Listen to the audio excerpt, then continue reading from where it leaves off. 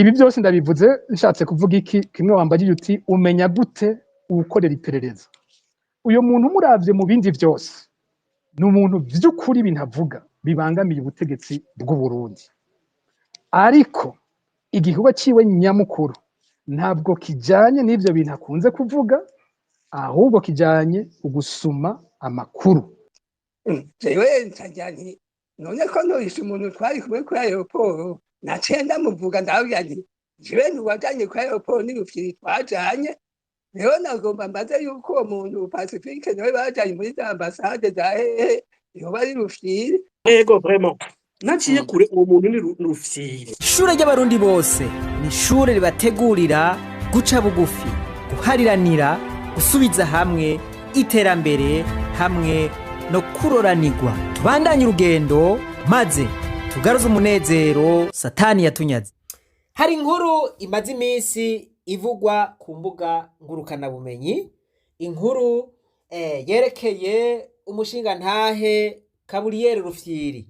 Abantu bamwe bati Rufyiri yoba kiri mu muhamagaro wiwe, yoba kiri mu vyo yahora akora kera canke yarabivuyemwo ubu akora ibindi. Abo rero ntibagarukirize no ngaho bakavuga bati Gabriel Rufyiri aronderera amakuru leta, mu yandi majambo akora mwiperereza. Abandi nyene bikabacanga ntibabitahure bafatiye ku vyo Rufyiri avuga canke yahoze avuga. Tuganisha kuri ya mbono y'umwaka wa 2040 muga bigumye gutya sindababesha cyo simwe ko tuzoshikaye. Ikindi nuko nkuko twariko turabivuga usanga aba administratif abo mu ntwara aribo bari mu bintu vyo kurima hamwe n'ivyo korora eka n'ivyo kudandazwa bakavuga yuko babigira ngo kubera ngo leta yabahamagariye kubikora. Mugabo mwomenya yuko akazi k'umuntu wo muri leta sukurima, sukorora, sukudandaza nuguteza imbere abanyagihugu n'igihugu.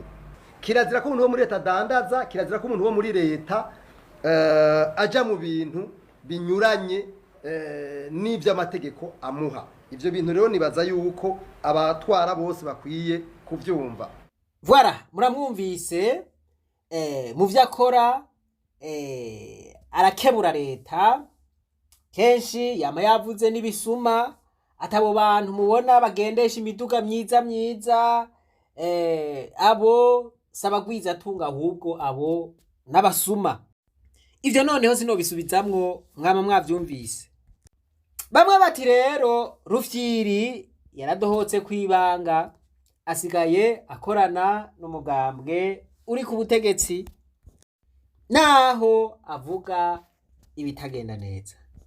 Abandi bati Rufyiri mwoba mwarigeze mwumva akurako ururimi igihe isoko nkuru ya Bujumbura bari bayihaye Fabrice ngo ayubake mu buryo butamenyerewe canke mu buryo budaciye mu isoko rya leta.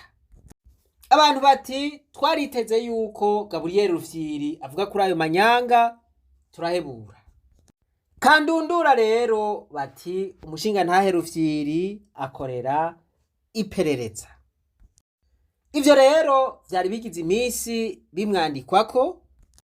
Reka nje kugira ico mvuze muhejeje kumviriza ibi biheruka kuvugwa. Uri kurumviriza ntiwomenya uwo bariko baravuga ariko uza kuvyumva mu nyuma. Ngomba ntanga akarorero gatoyi muri societe civile sinza kuvuga izina ariko reka ndagatange. Mu mwaka w'ibihumbi 2011 hariho umushinga amateka wa CNDD-FDD muri EAC yitwa Manase Nzobonima. Abantu baramwibuka Manase yaduka ashira habona ubusuma budasanzwe buriko burakorwa n'abategetsi ba CNDD-FDD. Babunyoni bande avuga amafaranga yanyurujwe amamiliyoni y'amadolari yaragenewe abademobilize. Aravuga amakaye y'Ibuganda, aravuga ibintu byinshi ahantu hamwe abantu bavuga bati mbega Manase yasaze yadutse avuga ibintu nk'ibi gute twari tumuzi ko ari uwo mu mizi nyene ya CNDD-FDD, yari asanzwe ari na secrétaire wa conseil de sage ya CNDD-FDD. Muri société civile zanumva umwe mu bagenzi bacu kandi w'umwete mwinshi abantu bazi mu bikorwa bidasanzwe bya société civile, arampamagaye, yakunda kunyita ngo president, wowe ufise akanya tukajana kwa Manase? Ntangorane, reka tugende. Manase je sinaye bigenda mubona n'umusi n'umwe, turagenda muhiriwe. Manase aravuga jewe je nyenda jugumira, ndavuga nti uyu muntu ibintu byamuteye nibiki. Ariko ibibazo uyu muntu yamubaza ubwa mbere bwo byari birondera kumenya ko mu madosiye ariko arashyira habona Nkurunziza arimo.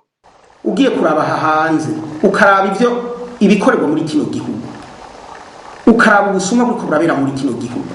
Si on jette un coup d'œil là-bas à l'extérieur, qu'on regarde ce qui se fait dans son pays, qu'on regarde le vol qui se commet dans son pays, qu'on regarde les tueries qui se commettent ici et là, qu'on ne peut pas savoir ni les auteurs ni les mobiles.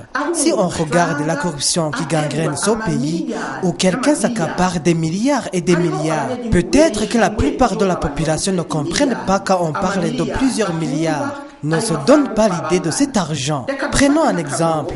Ça revient à prendre 20 bus de type IAS qu'on fait remplir des billets de 10 000 francs burundais. C'est du moins une somme d'argent qui fait peur. Imaginez quelqu'un qui vole 10 milliards de francs burundais.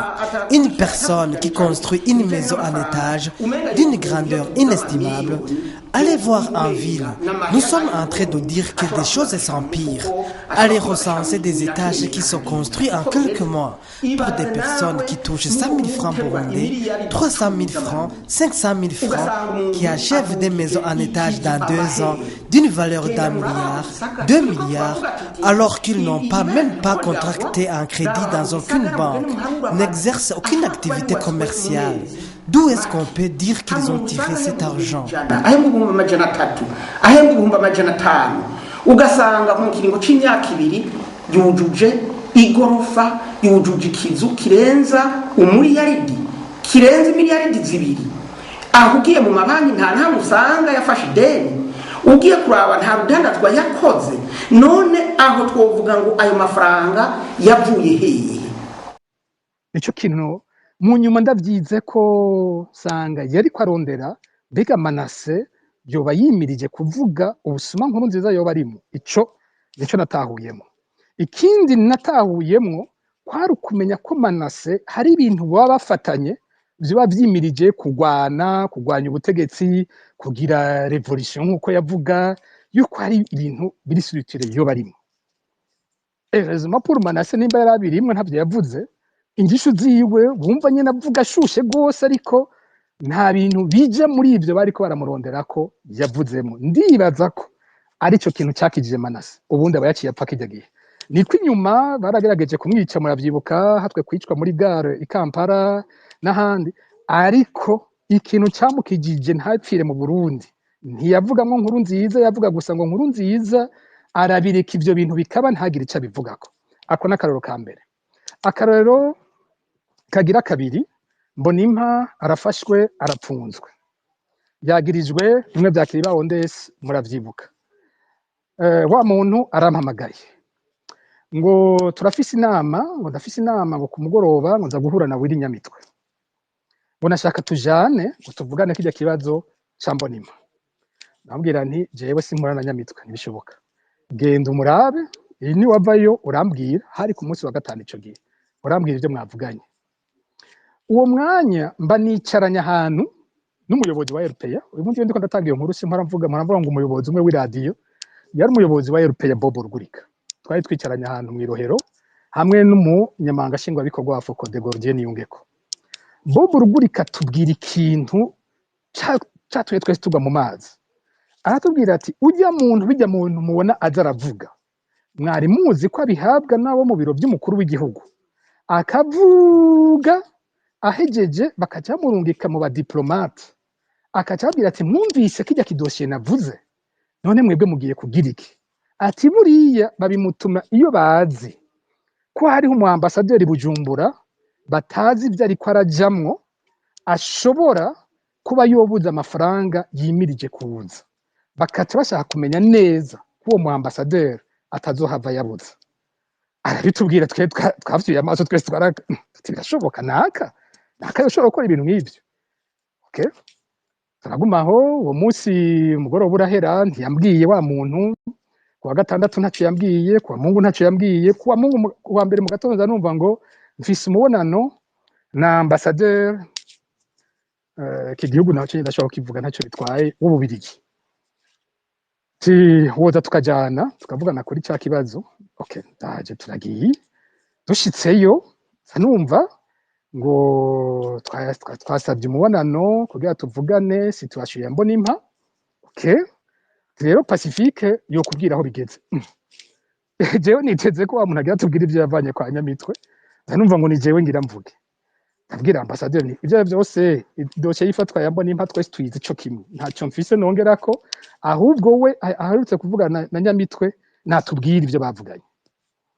Okay, aravuga ko Nyamitwe avuga ati Mbonimpa barashobora kumurekura avec quelques conditions.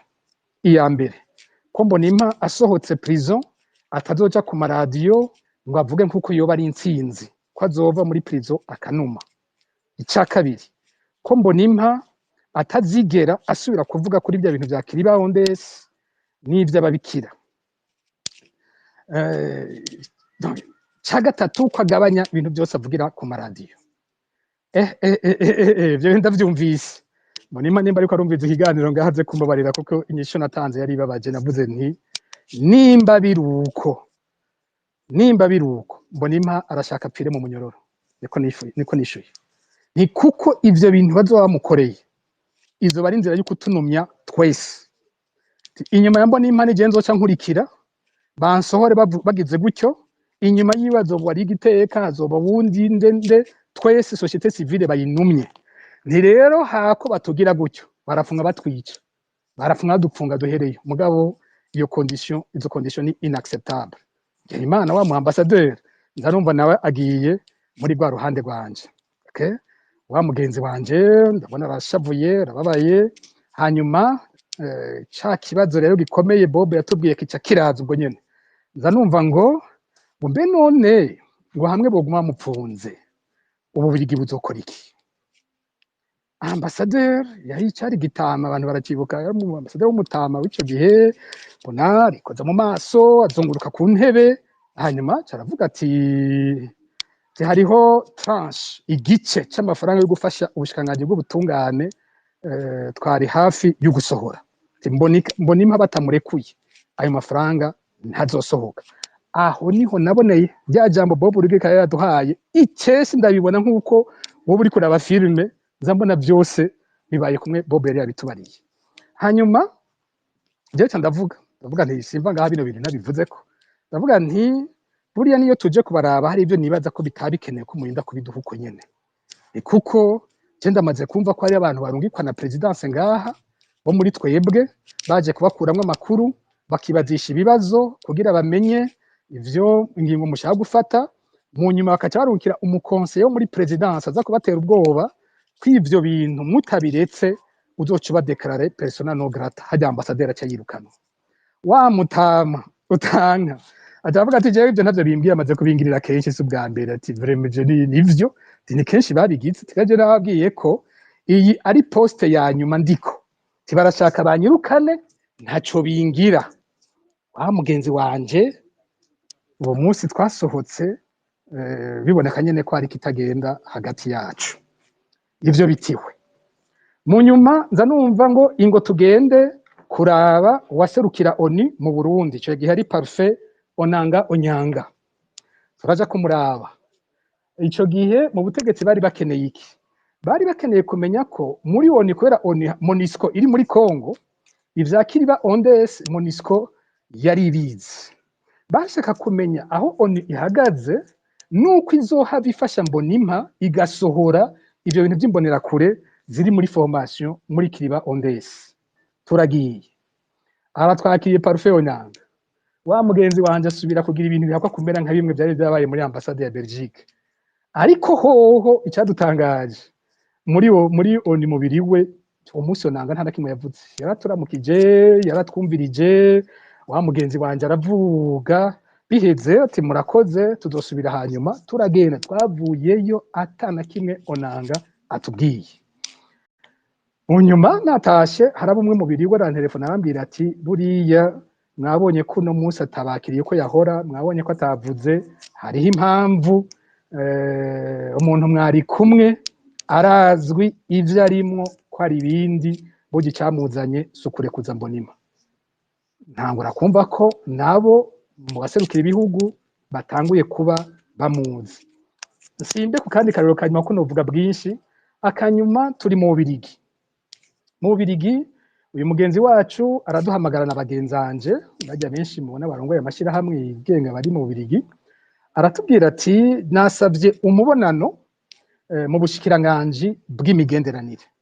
Twashobora kujana kenshi iyo dufise imibonano bene iyo turi benshi twabanza kugira inama tukavugana tuti we naka Pacifique wewe Fokode murazi rwose ibintu by'abanyuruzwa uza kuvuga kuri ivyo, naka wundi ndiko nanga kuvuga amazina abo twajanye ico gihe ariko ndaze baza kwimenya, naka wundi wewe ufise maîtrise y'ibibazo ibi n'ibi n'ibi, nawe ufise ibibazo ibi n'ibi n'ibi, gutyo tukagabura amasuje kugira ngo tushitse turiko turavuga ntitwisubiremwo ahubwo dukompletane twunganirane. Turashitse twahanye ibyo tuza kuvuga, dushitse twese turagira aho twicaye ku meza turavuga, wa muntu ashikiriwe aho kuvuga bimwe twavuganye ko ibyo aza kubaza ibyo tuzi ko we wakora ko azi neza, tuza tubona yari afite agatelefone gato agafise munsi y'imeza arasoma, nza numva bajije ngo Perezida Museveni w'Ubuganda azoza i Bujumbura, nibaza ko hari mu ndwi ikurikira. Mbega mwebwe mu Bubirigi mwomenya azanywe n'iki? Azoba azaniye ubuhe butumwa Nkurunziza? Azoba ashaka kuza gushika kuki mu Burundi? Tugwa mu mazi twese, uwo muntu twagiranye inama imbere yo kuzaho, twavuganye ibyo tuza kuvuga ivyo ari byo byose twabishizaho, tugezeyo ico twavuganye ntiyakivuze ko yari afise indi suje yiwe, byaboneka ko ari ubutumwa arungikanywe nabo muri presidence i Bujumbura. Ibi byose ndabivuze nshatse kuvuga iki, kimwe wambagiye uti umenya gute ukorera iperereza. Uyo muntu muravye mu bindi byose ni umuntu vy'ukuri bintavuga bibangamiye ubutegetsi bw'u Burundi, ariko igikorwa ciwe nyamukuru ntabwo kijanye n'ivyo bintu akunze kuvuga, ahubwo kijanye ugusuma amakuru. Aha rero umuntu yokwiyumvira ati ibi bintu birashoboka kumengo birarengeye ubwenge. Twumviriza abandi nabo iryo bagona. Uwafashe ijambo rikurikira ni Shovino mu Rwengezo. No muri societe civile hari abantu bakoresha, ndabaha akarorero n'ukuri muntunge mu mwanya wanyu. Jewe hari umuntu umwe wo muri societe civile igihe kimwe yavuga ko azokwikorana imyerekano. Jewe ndagenda bamukikuje mu gitondo mu gitugu, nk'umubanyi ndagenda numva ivyari ivyo bintu n'ukuri. Mu masaha ine ata muntu n'umwe yari bwamwegere cyangwa mubaza ivyo ari vyo, nza mbona abantu bo muri presidence baraje nzi neza, muravyumva? Ndababonye uwo muntu acarantaramura ati soka gato tubise gatondo. Abantu nzi neza s'il vous plaît, uwo umuntu ugira nzi ko ngiye gushigikira, nkumbura par ma présence ngiye gutabara, ndamusanga ko abo bantu batusanga hajya arantaramura bamara isaha bariko baravugana. Muranyumva? Société civile uko Pacifique atashimye kumuvuga izina na je sishimye kumuvuga izina, ariko uwo muntu icyamuranze nta n'umunsi n'umwe yigeze kwemera ko bamufotora ifoto ari kumwe n'abagenzi bo muri société civile. Uwo muntu rero ashikiza ama message hamwe wewe utaba uzi ibintu, hamwe utaba uwo muntu ashikiza ama message hamwe ubona ko uyu muntu nuwiwacu gushika, ariko uwo muntu rero aba ariko arakorana n'ubutegetsi. Nibi bintu byadushwayemo muri Senarede, twe twabona ko turiko turakora neza. Gushika n'ubu biracagoye utahura, bariko barabivuga umengo birarengeye ubwenge. reka ubu naho twumvirize Petero Karavera Mbonimpa. hanyuma kandi kantu nagomba kubaza Pacifique mbe na Mugwengezi kuko numvise hagacishijemwo igihe Pacifique asohoreye irya dekarasiyo abantu benshi barabajije ati mbe none uwo muntu bajanye na Pacifique ninde, bandika kuko byasomye abantu benshi n'ubu baracyabisoma ari benshi. Hanyuma naje banyandikiye ati mbe none ati uwo muntu Pacifique avuga ati mwajanye kuri aeroport ati ninde. Jewe ncagira nti none ko ntuhishe umuntu twari kumwe kuri aeroport, naciye ndamuvuga ndababwira nti jewe ntiwajanye kuri aeroport ni Rufyiri twajanye. Rero nagomba mbaze yuko uwo muntu Pacifique nawe bajanye muri za ambasade za hehe yoba ari Rufyiri. Na Mugwengezi yavuze ati ko Pacifique atashimye kumuvuga ngo nanjye sindamuvuga. None bavuga umwe kwa Mugwengezi hagiye uwo muntu, kwa Pacifique hagiye uwo muntu.